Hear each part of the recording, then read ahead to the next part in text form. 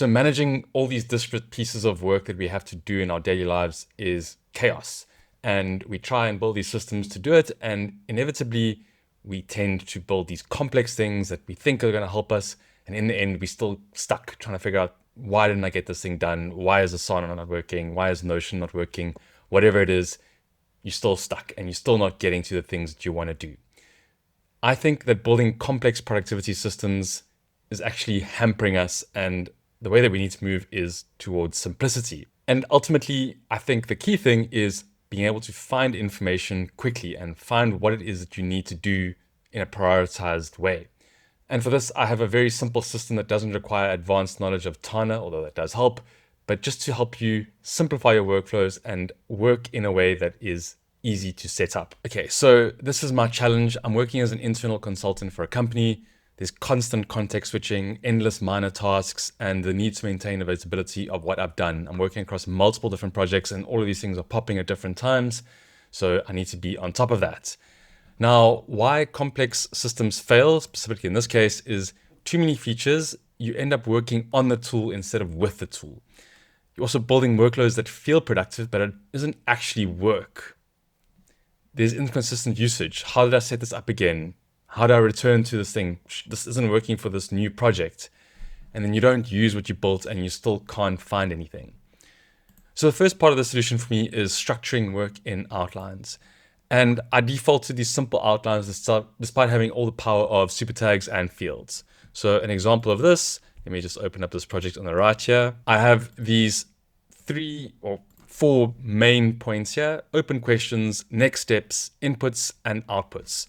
And these are universal across my projects. So open questions, just me keeping track of all the things that I need to do. Inputs, everything that came to me, like what was the starting point. Outputs, everything that I created or need to create. And this can be anything from spreadsheets, concept notes, murals. I use murals a lot to sketch out the project.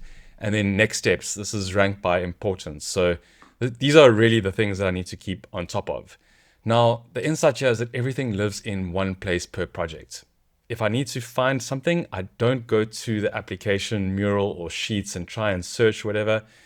Sometimes the thing is there in my recent documents, but oftentimes it's much quicker to just go here and find exactly what it is I need than searching through a different application.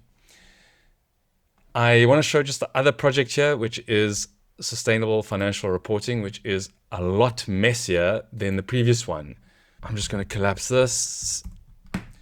Here I've got closed things, friction points, design notes, outputs. This one doesn't have inputs actually, but here I'm shifting things around. So I'm also taking all my notes and building context here that I can use it. And then when I speak to a stakeholder about this project, everything is there. I also link to Slack conversations, and sometimes I put emails in here just so that I know exactly what it is that I'm looking for.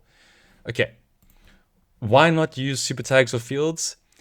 Well, knowledge work isn't baking. There's not a set recipe of this thing is always going to be like this. Maybe there are some processes like that for you, but in the examples that I'm thinking of here, flexibility will beat rigidity. So if I try and build a system that, the next step is a super tag and then it feeds into that list, doesn't work for me. So using the outlines is prime.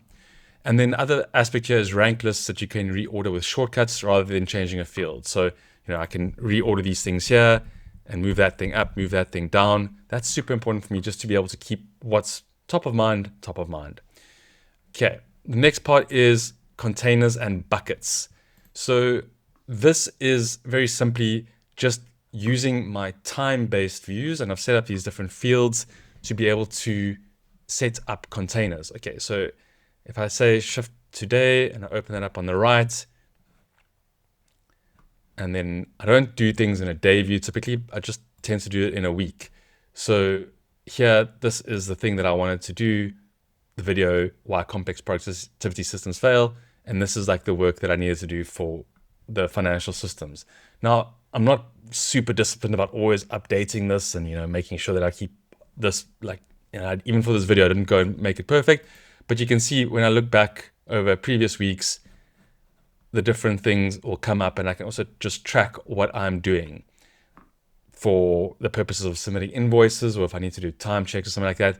Everything is in here. Now, I can also go up a month. So for the month level, it's going up a level, things that are to do in the back of my mind, but I don't want to have them in a to-do list that is like constantly showing me this is overdue. It's all here. I can go back and see what I want when I want. Okay. So that's the high level planning without overwhelm. Let me zoom in here to practical implementation tips. Single entry points. Access everything from a project from one place. So this is very important so that you know exactly where to go when you need to find it. Then pinning the most important projects to sidebar. So I can pin different things over here so it's very easy for me to find them. Use Control S to search for things rather than to have to rely on this complex navigation here. Optional fields. So if I go to my project, let me just say, shift click that on the right. I have tried to keep the interface uncluttered by using optional fields here. So only when I know that I need an optional field, and you can see there's a legacy next step there, do I add those optional fields. Okay, processing things ruthlessly. So moving things from next steps or whatever to closed, wherever it might be. Here. Okay, this is a very new one, so there's nothing there that needs to be closed, but nonetheless, super important to move things so you don't have this list that just builds and builds and builds. And also just to use this as a processing tool.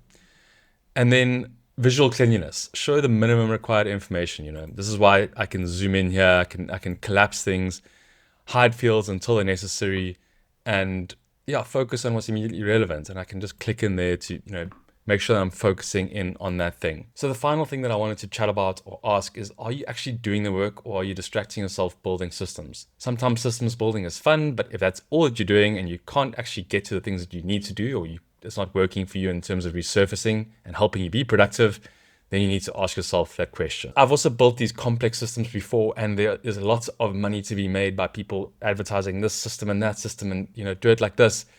The reality is every time that I have used those systems, I cannot do it sustainably for more than 2 weeks and things change. And this is ultimately why I, default to flexibility, because change is the only constant.